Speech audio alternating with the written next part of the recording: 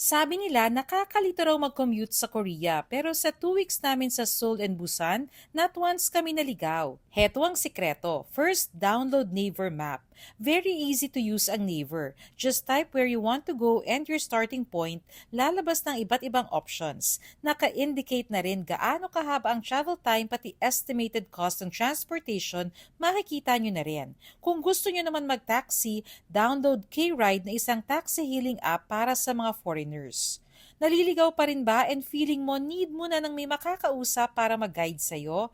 Download Papago na isang translation app. Just type the sentence in English and automatically ita-translate na sa Korean.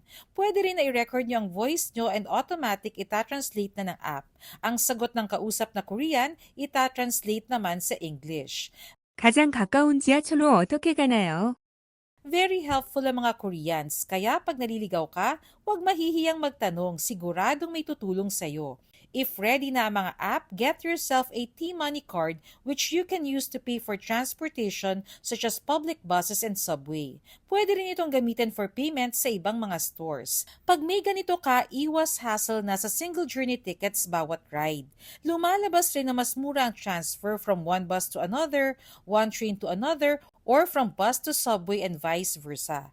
Makakabili nito sa airport, some subway stations, convenience stores, or sa Klook. By the way, you can also download Trip.Pass na isang all-in-one prepaid card na pwede mong i-reload.